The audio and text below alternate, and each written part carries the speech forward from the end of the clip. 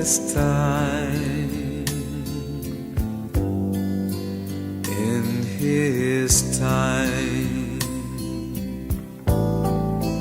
he makes all things beautiful in his time. Muzina la Tate, ndila Mwana, ndila Mzimu woyera. Amen. Ambuye akhale nanu. Takulandirani ku program yatu ya Tilankuleni Ambuye.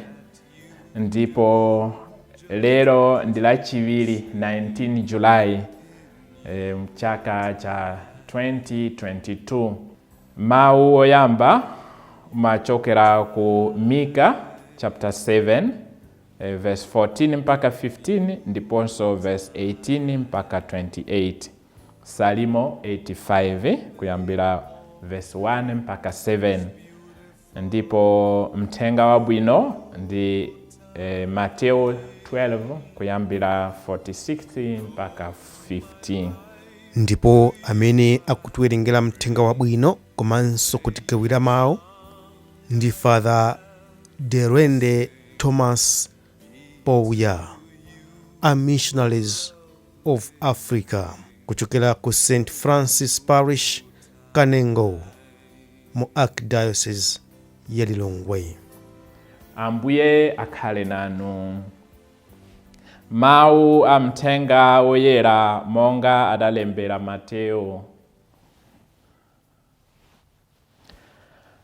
Pa nthawi yomweyo Yesu ankhalankhula ndi anthu ambirimbiri aja. Nthawi yomweyo Amai ake ndi abale ake adafika nayima panja. Ankafuna mpata woti alankhule naye.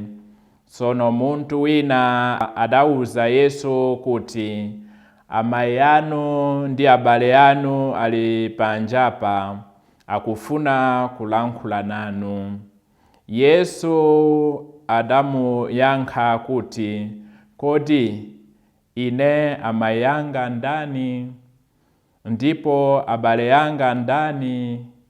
Atatero adaloza ophunzira ake nati, inetu Amai anga ndi abale anga ndi awa.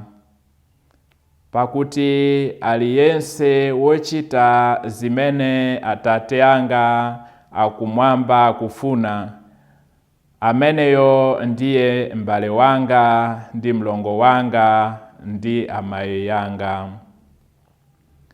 Mthenga wa Ambuye.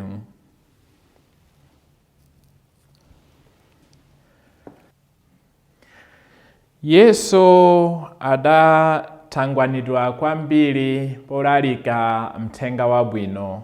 Iye pamodzi ndi ophunzira ake adali pa ulendo nthawi zonse kuyenda uko ndi uko kuti alalike mthenga wabwino. Makolo ake ndiponso abale ake amene ndi abale wa magazi. Ngati ifenso tili ndi abale athu amagazi, atha kukhala ana amakolo athu kapenanso ana a abale amakolo. Ndipo ndi amenewa adawona kuti Yesu atangwanidwa kwambiri, akusowa nthawi yakuti adye, akusowa nthawi yakuti apumule.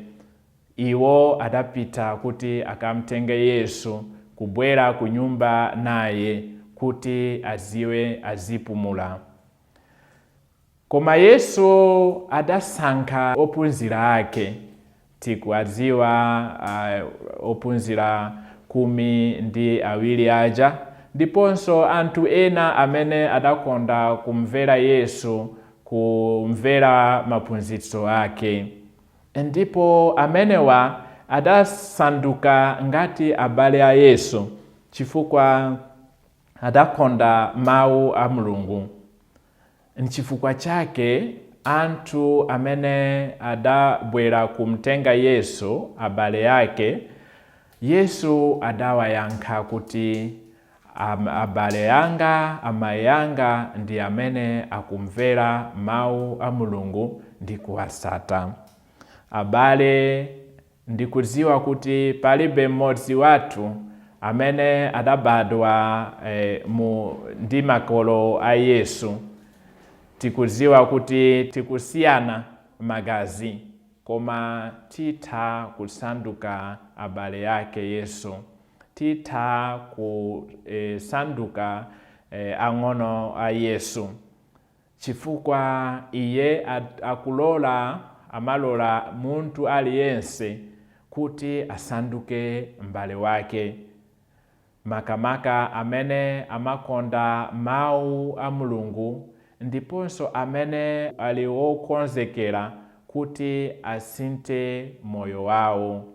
Yesu akufuna kuti ine ndi inu tisinthe moyo wathu, tisinthe mitima yathu chifukwa cha mawu a Mulungu, chifukwa cha mawu a Ambuye, kuti tisate iye, tichite zimene mawu amatiuza, kuti tisanduke abale ake nditu.